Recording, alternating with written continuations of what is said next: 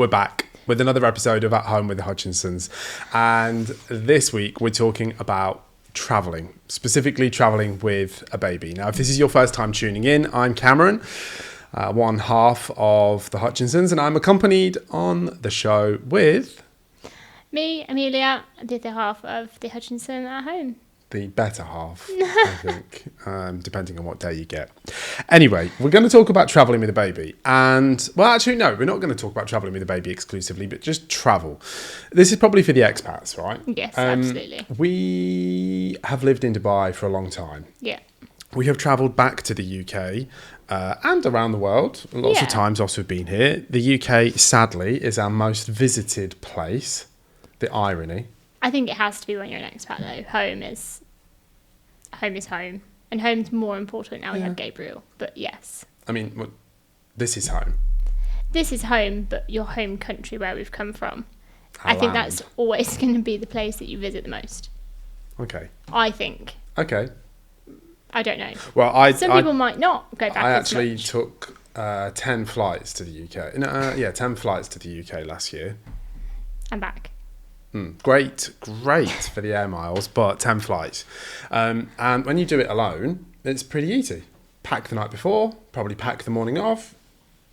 We've had some great packing stories where we were going to South Africa and we hadn't packed a single thing, so we decided we'd have a massage. Well, shout out to Kenya, actually. We arranged an at-home massage. Yeah. We watched some Kind of scary murder movie. program, I think. Yeah, like a documentary. And then we packed our cases and left for the airport at 3 a.m. And then realised after we'd had a nap and ordered on delivery that we probably needed to pack and we needed to get going. And it was winter, so it wasn't just like... Oh dear, throw but it wasn't all South in. Africa the amazing trip? But that's not what we're talking about today. What we're talking about is travelling with more than what we are Used to. used to. Yeah. Now, for future reference, if anybody's got any tips out there that's listening and they think, oh God, there's this really helpful travel blog that you could tune into, and you please let us know, because it was quite stressful. But I don't think we did too bad on the actual stuff that we packed. I just think it was the monumental moving of the stuff. Well, let's do the trip in reverse. And the quote of the holiday was, we just brought him a little something. We just Because it was Christmas. got him a little something. You know, it's only small. If you multiply that by 20, the little somethings become something quite big. And so we are battling the Christmas Rush. madness. A few days before Christmas. Trying to purchase an extra suitcase, and the only suitcase they had was a really horrible suitcase. If we can find a photo of it, we will get it. It cost us an arm and a leg to get this extra suitcase so that we could bring all of these little somethings back. Yeah. And that makes us sound like we're probably a little ungrateful, which we're not. No, but we But- didn't anticipate seeing so many people and so many people having gifts. And it is lovely, and we've brought them all back and they've all got place. Mm-hmm. But at the time, when you're stacking them up in the hire car and you're thinking, how are we going to get all these back? Well, we did. And, you know, it cost us a little bit extra on extra luggage. We managed to find a very nice Emirates representative who allowed us to go through with not one, not two, but 10 and a half extra kilos of luggage for free. The perks of travelling with a baby. He thought Gabriel was cute. We managed to get through. But I think if I ask you the question, which you kind of already answered earlier, but you said, I think we did well with the packing that we took. Do you think we overpacked, underpacked, or got it just right? I think for Gabriel, we overpacked because I bought basically his entire wardrobe of clothes. overpacked. Yeah, I packed for him. I'm just No, I overpacked making for him, sure that but we- I packed everything basically that he owned just to make sure that we were covered on all bases. You did all of his packing, did you? Yes. Okay. And Okay. for us, I would say relatively quite good packing. I think personally, you said you maybe overpacked slightly. Pro tip as well, try on your clothes before you pack them, because, and I do believe this is a real thing, I have, I'm going to admit this, I'm going to look straight down that camera, I've eaten quite a lot since I've become a dad. And when you eat a lot and you don't maybe exercise as much as you should, I've become a bit bigger. Do you agree or no? I'm not going to say anything because I think you look great. Oh. But you did say you packed some stuff that you then couldn't wear, so yeah. But maybe that was the rush of getting packed. I don't know. Well, listen, I tried on some things when we were in the UK because I thought, I'll wear that, and it looked like I was wearing Gabriel's clothes. So, pro tip, try the clothes on before you pack them because we wasted packing space But I also think with stuff that doesn't fit. It's not just stuff that didn't fit, it's winter, and we were going to a wedding, so we had specific outfits, coats, boots. Like, it's not just going in the summer to the Maldives. Did you wear all of your multiple coats that you took with you? Yeah, I did. Yeah. More than one? I wore one of them only twice, but it was specifically for the wedding, so it got a good run out this year. Very large. Fur coat. Okay. It's lovely though. But really nice. Yeah. Really worth it. I'm glad you wore everything. Yeah. Okay, so you think we got it just right? I think we had everything that we needed. We didn't need to purchase anything other than the extra suitcase. And do you... well, actually, did you buy anything from... Did you buy any clothes when we were in England? You didn't buy anything extra? No. I don't know. I think we just had these ideas that we wanted to go to, like, UK stores and stock up, and we just never got the opportunity to. I think we planned to, and I think we always say if we're going back to England, generally we can get whatever we don't have. But we didn't really make any allocations for shopping this time because we had all our time allocated. Well, we didn't have enough time to do anything. Okay, so here's a question. I want to know what the biggest difference for you going back to England. What was the biggest difference for you, cost-wise, either good or bad, versus Dubai? I think the most shocking part of the trip, it's going to sound really mundane, I think, but we went to Sainsbury's and the cost of food.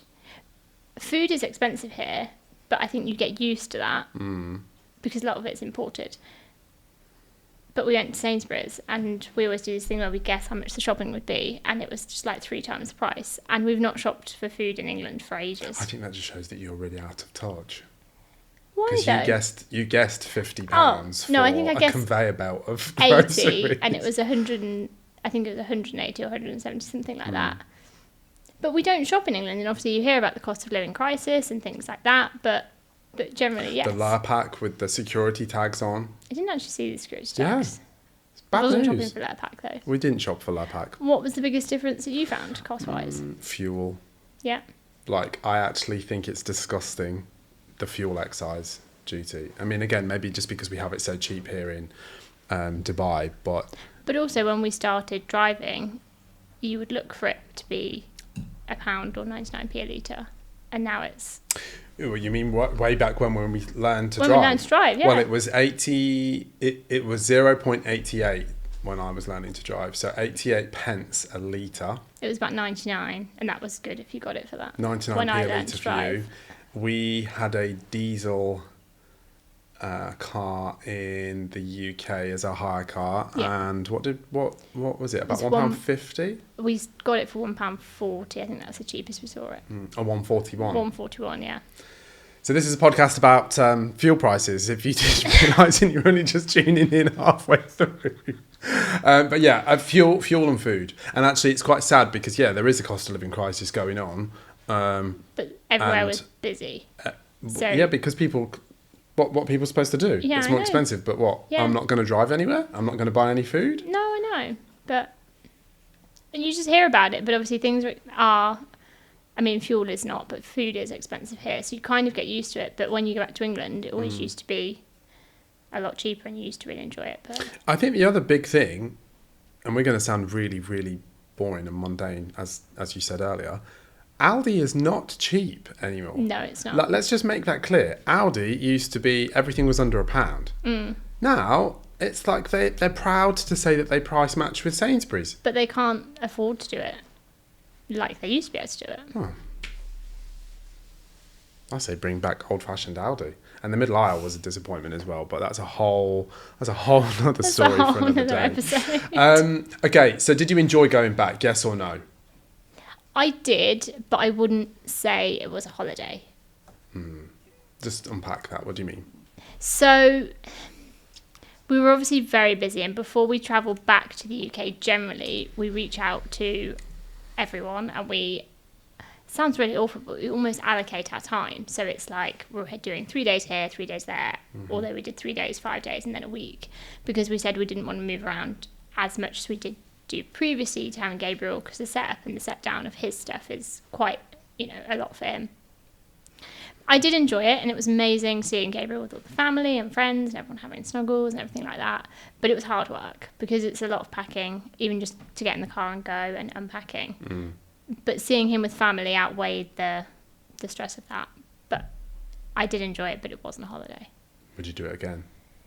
Yeah, because it's family and it's friends, and they're the people that made us who we are, and they're the people that have been there for us for years and years and years, and they're special to us, and we have some amazing memories from it. But yeah, it was tougher.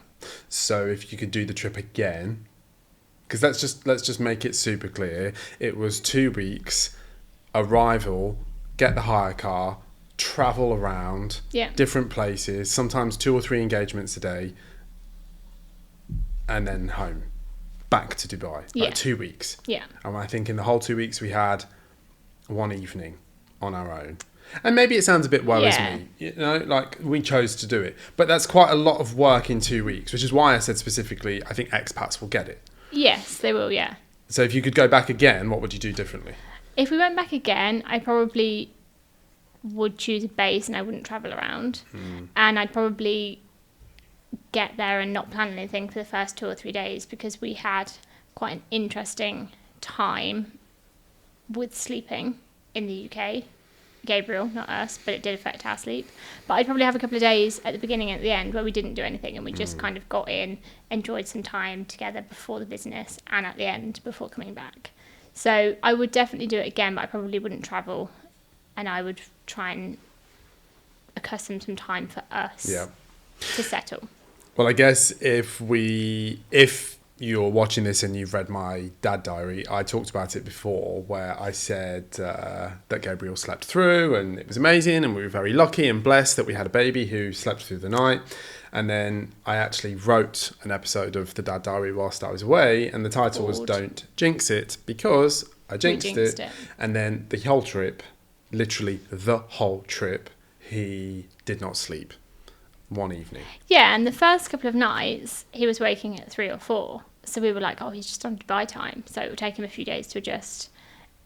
And yes, he was on Dubai time for the entire trip. And then I don't know what happened in the second week. He wasn't on any sort of time scale, night, day. I mean, I would liken him to a baby animal. He just wanted to be close. He wanted to be warm. He wanted to feed. And that's the thing, it was colder for him. Yeah. So he's never had that kind of, being born here and spending a lot of his life in vests. Well, look at the weather today. Yeah, Blue sky. It's glorious, and he's grown up with this, but inside, outside. So it was cold for him, I think, and even though we layered him up, he was in new environments, and I just think it was just all a bit much.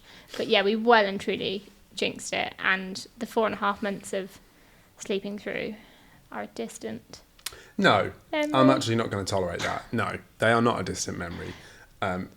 He has good days and he has bad days. He had good nights and he has bad nights, just like everybody. And we have had a few sleep throughs since we got back. But I think it's timing. It's not just the fact that we travelled. I think it's teething, it's travel. I think it's a lot of new environments, a lot of new people. Think about how many people he met whilst we were away.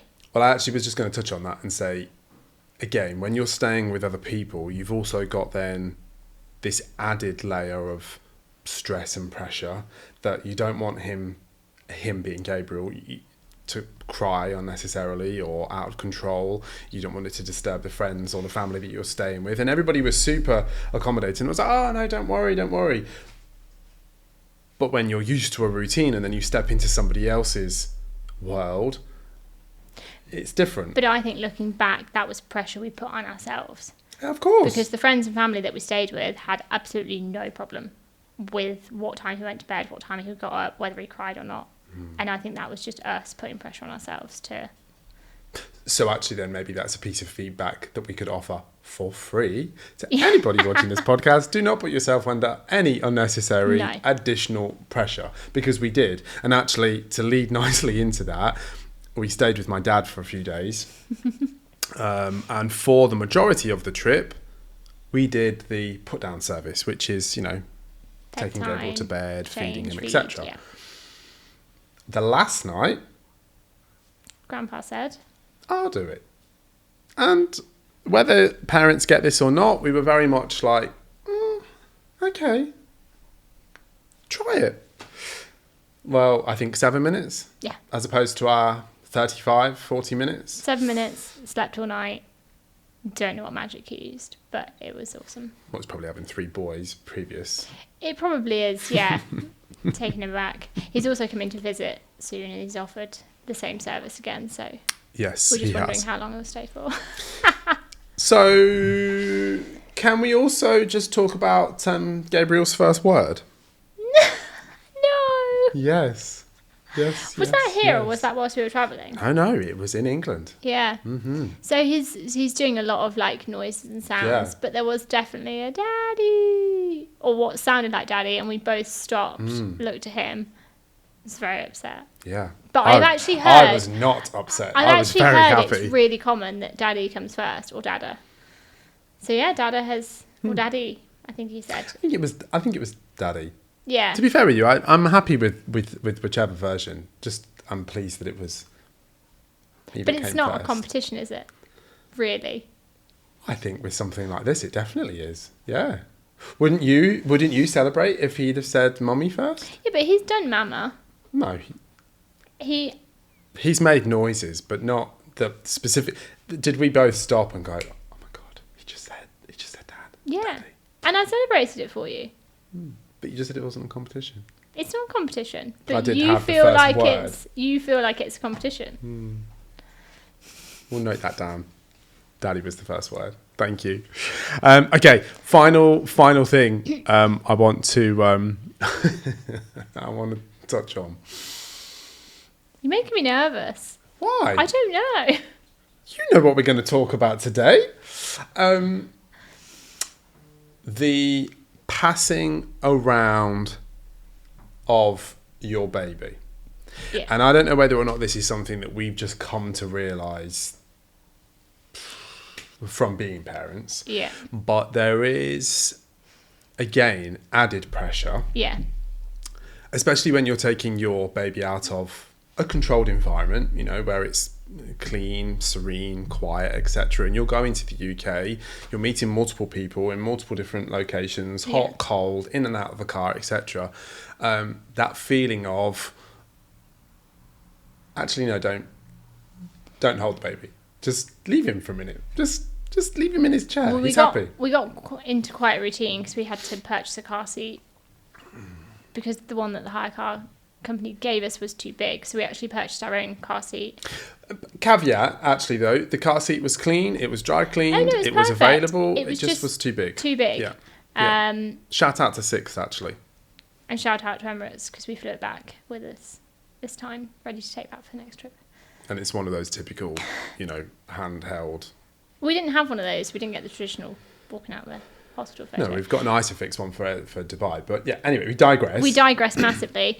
We got into a habit of taking him out in the car seat so that because he generally slept in the car, which was amazing, and we didn't anticipate on that. Which actually, if you listen to previous episodes, we said we he were doesn't worried. sleep in the car, but yeah, he did. But he did, Yeah. and that was amazing. Yeah.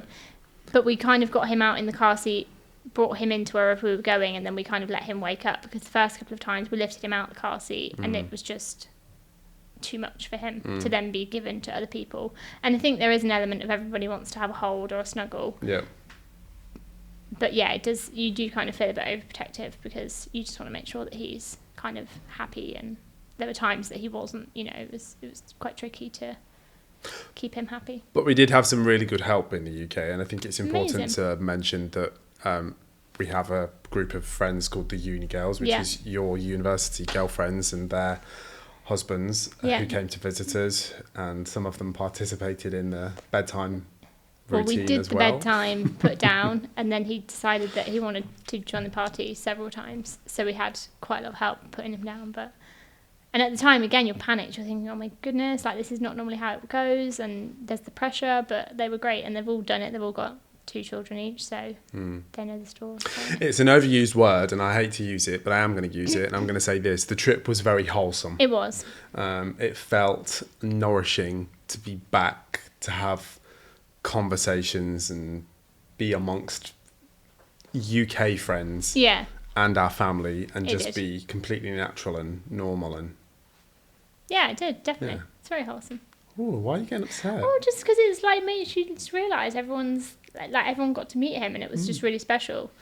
I obviously haven't had the opportunity to travel in 2025 because obviously I was pregnant and obviously there was complications towards the end, so I didn't travel. But yeah, it was really wholesome. It was lovely, and we will do it again, but with some changes. No, I think we will do it again, but he will be a bit older and we We'll will do be it a bit again, wiser. And it's that whole thing of you doing everything for the first time. You don't know Yeah. whether or not you're doing things right, wrong, etc. Somewhere in the middle. And I think we're quite good at evaluating what went well and what we would change. Agreed. So there we have it. Travelling with a 6-month-old baby. Was it worth it? Yes. Did we enjoy it? Yes. Was it emotional and stressful? Yes. Would we do it all again? Probably yes. Tune in next time for another episode of At Home with Hutchinsons. And if you liked this one, or even if you didn't, give us a like, comment, tell us what you liked, tell us what you didn't like, and more importantly, tell us what you'd like to hear us talk about next time.